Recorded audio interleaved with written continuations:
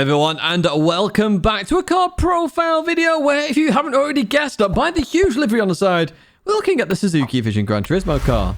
Now, if you're not subscribed already, please do subscribe. I do these car profiles every single week, or at least I try to, and we've got a lot of updates to come as well in terms of the Group 3 class due to the recent BOP change that's happened. Now, this car has a 2.7 litre V8 Hayabusa engine. I say engine, it's more like engines. It's actually two inline four-cylinder engines combined together to get that V8 engine. Now, in terms of the BOP, it's actually got the same BOP across all three circuits, so I do expect that to change at some point, as we will have a look at in this video. And we did try and beat the meta again recently on stream with this car at Bathurst, and it seemed pretty good there, but we'll see how it goes. Now, it has an open cockpit. I'm not a fan of the roofless cars in Group 3. I will be honest with you. I've always said that. But even so, it looks quite good in terms of the car. It certainly looks better than the other roofless boy. This is the highest revving Group 3 car in the game, essentially, in terms of GT3. This car is all about extremes as well. Now, let's kick off this car profile then with the low-speed BOP test here at Laguna Seca then, as we head down in towards turn number 1, and we can hear that engine roaring away. So you can see there we did a short shift. We actually went from first to third gear there as we continue on out, and we are going to continue to short shift because that's how you drive this car, and I'll talk about that more a little bit later on. We're racing the Audi R8 then here as we go through Sector 1. We're actually up here, so a really good Sector 1 there. I think the top end, or the acceleration of this car really did help the start of Sector 1, and it had no real dramas on exits either, so it meant for a good Sector 1. There has been quicker, but that's still quite a quick Sector 1. Going through here, I did struggle with oversteer in third gear, so I was a little bit lower in the rest there in fourth gear. Coming into this left-hander then, I really did struggle with understeer on this particular corner. I'm not sure why. It just seemed to have it. It actually reminds me of the Jaguar F-Type, this car. They drive so similarly in terms of how they feel. It's just very different in terms of the gears. So we raced down the corkscrew then. No real issues at the corkscrews. There's a little bit of oversteer happening there on exit sometimes, but nothing major. We have dropped some time, though, to that Audi R8 LMS Evo as we go into the right-hander there. We missed the apex entirely there. But this is also why we look at optimum times. If you are new to these car profiles, look at optimums as we go into the final corner. We accelerate out there, trying to avoid that power oversteer. Remember, it is the highest revving car in Group 3, so when you get up into the top end of those revs, it really does spin its wheels. Now, we're half a second down there in terms of faster slaps. That's what I'm showing you, the fastest slap of the Suzuki versus the fastest slap of the Audi R8. But we look at optimums. Where does this car sit then in the overall class? Well, it's not in the top 10 there. Now, I do realize some of these cars do need retests. They are planned to be done. We are staying at Laguna Seca for the low-speed test as well. But there's not that many to be updated, so we can take this as what the leaderboard is right now. So I did say it was similar to the Jaguar F-Type. Not quite as close there. It's the 121.5 for the Jaguar F-Type. It was 121.6. Okay, so it is very close to the Jaguar. It did feel very similar. I've got to be honest, when I was driving it. Very similar feel. It just had more acceleration, a tiny bit more acceleration than the Jaguar. And I had to be a bit more careful with the oversteer, even more so than the Jaguar. So maybe not enough confidence there, but I do believe it could probably do the same time as the Jaguar F-Type at Laguna Seca. So just keep that in mind. Obviously, if you're 10th downhill there, it depends on the day. Was I tired? Was I not tired? How much have I driven the car? How much have I driven the game, etc.? You do have to take that into consideration. We go to Suzuka then for the mid-speed BOP test. And going into turn 1, this car felt actually pretty amazing, to be honest with you. It really did. Short shift to fourth gear then as I left the corner. I did have some four-wheel drift moments as well, leaving turn 1 as we look like we're racing the Porsche 911 RSR. Now, that is the fastest car here. Now, the mid-speed BOP test actually is the one that impacts the most cars across the most tracks. That makes sense. This is the most important BOP of them all. Now, going through Sector 1, then we are 2 tenths down on that Porsche 911 as we'll leave there. Not too shabby, really, in the X's, to be honest with you. To say it's a front-engine, rear-wheel drive, this car really didn't feel too bad. Coming into Tidgney 1 there. I want to go 150 off for some reason. Absolutely fine with the bump there. Same for Tidgney 2. A little bit of power oversteer. That's where we're going into the top higher end of the revs there. And as you can see there, we lost really no time at all to that Porsche 911. So showing its strength here is the Suzuki. Actually better than the Jaguar F-Type. I am going to compare it against that a lot because it feels very similar in terms of cars. And this is where the Suzuki starts to benefit a lot here. The acceleration. It can keep pulling and pulling and pulling. And you're seeing that here. We're up into 6th gear already as we head towards Spoon. But as we get into this section here, it does struggle a little bit with some understeer. I'm trying to bring it back there. You can see the second part of Spoon really struggling to bring it back there as we continue on through there. Now, I haven't talked about the amount of laps I do. If you are new to these, I do 1 out lap and 10 fast laps, and that is it. Tyres 1 Fuel and Tyre Wear for those wondering if you want to replicate these tests in any way, shape or form. Let's see how far down we are. We're already 3.5 temps down on that 911 and going into 130R. And we do drop to 144 miles an hour there. So not the quickest through there at all. It does show you it does struggle a little bit in terms of handling this car as we go into the Casio Triangle. Looking to accelerate out of here as quick as possible and head towards the line then. Let's see what kind of fastest lap we do get here then as we head towards the line. It's a 1:59.566. We can see down below the Optimum there. It's a 1:59.491. We'll see where that fits on the leaderboard. But it is still a little bit off that Porsche 911, which is at the top of the leaderboards. So in terms of the top 10, it didn't make it there. You have to be very low in the 59s, if not a 58, to make it into that top 10. Still a lot of cars to test here. Big changes here. 20 cars did change. So do take this leaderboard with a pinch of salt for now. Those updates will come. Do bear with me with those. Each test takes at least 20 minutes in terms of that. So there's 20 cars in 20 minutes.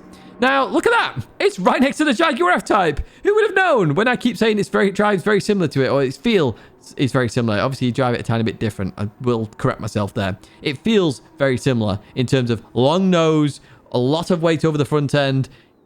You do get that sense it's similar. So both very close together there, right in the middle of the pack in terms of Group 3. Let's head towards the high-speed BOP test then, which is, of course, at Bathurst. Now, there is a vote going on in terms of whether this track will change. I have read a lot of comments on this, and the final decision for that is going to be made this Sunday, so do keep that in mind. Sunday, the 10th of March. Some very good points made for keeping Bathurst, some made for changing it. I'll just keep that in mind as we go forward. Now, I'm looking against the Porsche 911 RSR. You're going, Tidge, where's the Genesis? Well, we are up on that Porsche 911 there as we head towards the right-hander here. Now, the Porsche 911 is the fastest car that hasn't been changed yet.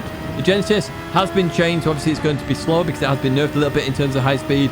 So I can't really compare against that anymore. I can compare against the Porsche 911. That's what we're going to do here. So leaving this corner here, I didn't actually struggle too much with power oversteer, which I did expect. Now, we head up the mountain then, and I was expecting to suffer from understeer.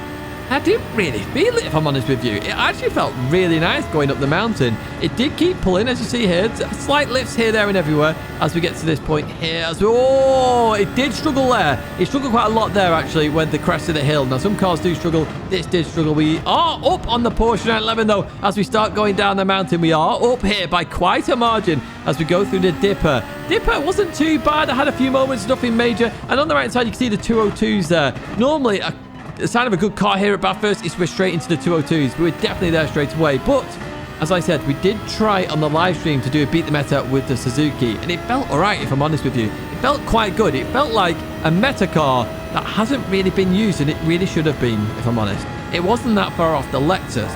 Now, we can see here, we're still up on the Porsche 911 then. We are 110 up, and look at the speed we're gaining here. 170, 171 there as we go into this left-hander. We do get it stopped from 4th gear. You're always a gear higher in this car. Something to keep in mind when you drive it. Always a gear higher than any other car in the game, or in Group 3 at least, as we go in towards the final corner then up into 4th gear to avoid that power oversteer. I did suffer a lot in 3rd gear with it. The 4th gear was better. I had more confidence with it. We head towards the line then, and that is a new fastest lap then. It's a 2-minute 1.878. That's very much up there with the very best. The Genesis, just to give that a bit of context, was a 201.5, but it has been nerfed since. So this Suzuki very much towards the front here at Bathurst, and there you have it, a 201.6 in the end. It's a meta car. It's a meta car at Bathurst, and therefore very good on high-speed circuits. The critical part of this car then is its continuous pull, or the high-speed pull. It's a twin turbocharged. I forgot to mention that. It's a twin turbocharged engine. Obviously a turbo-free engine, maybe? I don't actually know the design philosophy behind it. But even so, it just keeps pulling. It keeps pulling. You short shift, you keep pulling. You short shift, you keep pulling. And the speed just builds and builds and builds. So if you have a longer straight than we have here at Bathurst, this car will continue to go forward. It really, really will. So a meta car at Bathurst. Interesting find, don't you think? I love these car profiles for those interesting finds. We sort of found it on the live stream accidentally, and it's been proven here with the high-speed BOP test. Now, we jump to a fuel test, and this is where it gets even more interesting. So, what we're testing on the left-hand side, automatic fuel map 1, just as you race at maximum RPM. Bottom left, automatic fuel map 3, which, again, is fuel saving if you're an automatic driver. Top right, half shift. Bottom right, the emergency fuel saving. Now, we said during those BOP tests, it's a short shifter. Let's see how much of a short shifter it really is. As we head towards the line, the half shift absolutely dominates the full shift. And look at the fuel usage as well. Big thing here. This shows you how much RPM impacts it. 43% and it's not finished versus 53% and it's finished. It's actually gone to 42%. And it was slower. If you are an automatic driver, you do not drive this car in a fuel race at all because you're going to struggle. In fact, you don't drive this car at all if you're an automatic driver, actually, because you have to half shift. You've seen the performance difference. The emergency fuel saving has just dominated the Fuel Map 3 saving on the left-hand side, which is very unusual as we get the final test results. If you're wondering where the white line is, unfortunately, there was a small gap between the white line when the frame before, so we go to the frame after. That's how we judge that. So that is big. That is really, really, really big. Okay, let's have a look at these final results then. Maximum RPM. Now, we know it actually did go slower with maximum RPM versus the half shift. But where does it fit on the leaderboards? I did say it pulls and pulls and pulls. But how much does it pull? Well, at the moment, it's not even made the top 20. Now, when we look at fuel, we have to say, how much fuel does it use in terms of performance loss when you half shift? That's how we look at it. It's not even made the top 30. And this is where it gets so interesting, okay? Look at all those fuel levels there. They're in the 50s, okay? We've got a 60 there.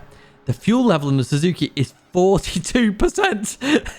It's mental. Absolutely mental. How much fuel is literally used there? It's mind-blowing. Absolutely mind-blowing, okay? We get to the half shift. It's in the top 10. It's in the top 10 in terms of performance. Now, in fuel usage, it's still huge, okay? It's massive. And this shows you how fuel works in Gran Turismo, okay? Just getting into the series side a second. Fuel in Gran Turismo is based on the RPM. So short shifting just benefits so much. And you're seeing that here with this fuel test. This is why you really need to learn manual gears if you can in Gran Turismo, because it's so beneficial to short shift in this car. It really is so beneficial. So do keep that in mind, okay? Now we're going to go to the automatic Fuel Map 3 test next. Now, don't expect this to be high at all. Remember, this is using maximum RPM because that's what automatic drives do. Probably something Gran Turismo need to improve in future games is how automatic works, because I know some people struggle with it. And you're seeing this is the perfect example of where an automatic driver cannot use the car because it's so much at a disadvantage versus a manual driver in the same car. So if it was a one-mate race, you can't use it as an automatic driver. We're seeing it's not made the top 30 here, and they're all in the 60s end fuel level. Where are we at? 52%. Oh, dear me. That's so low fuel for such a bad performance. It's bad. It's so bad. That is unbelievable. We go to the Fuel Map 3 half shift. It goes up even more there. Look at this. Engine power not impacted there at all. It does use a lot of fuel still, but the performance is there. So one thing we're saying here is it's definitely a short shifter. We're seeing that quite clearly there from the performance. It can save fuel, but it doesn't save as much as anything else because it's just too high revving the engine. It's way too high revving. So in any fuel race, you do not want to use this car. Arguably, that means in terms of the manufacturer series, it's a car you do not want to use because there's always some fuel races in there. And it's just disappointing to see, to be honest with you. Probably a rework needs to be done there in terms of fuel usage. Although that's what it's like in real life. The more revs you use, the more fuel you use. So, hey, it is what it is. It's replicated in real life. Right, let's jump to some tyre tests then. Let's see what we're going to do here. Now, we have abandoned the oval tyre test. We're just going to go with this. Now, some people have said, yes, you're impacted by human interaction. I know that. I've said that from the very beginning with this test. But we're going to always do this test anyway, just to see how the cars fare. Yes, I could go a bit too hard on the brakes at some points. I could overturn the car at some points, but it does give a general idea. I have done the test multiple times with a few cars now, and it still results in around the same time. As you can see here, just run wide down the right-hander. We are on lap number 6, and we're just struggling with the end of the tyre life down the left-hand side of the car. But lap 6 is normally a good indicator that this is doing quite well. Now, we've just lost that left and rear tyre then, and what we're going to do is add up all those lap times together. So 1 to 5 plus what is remaining on lap number 6 gives us a total time in terms of how long those tyres lasted. Now, we're already up to the final tables then. Let's see where this car sits in terms of tyre life.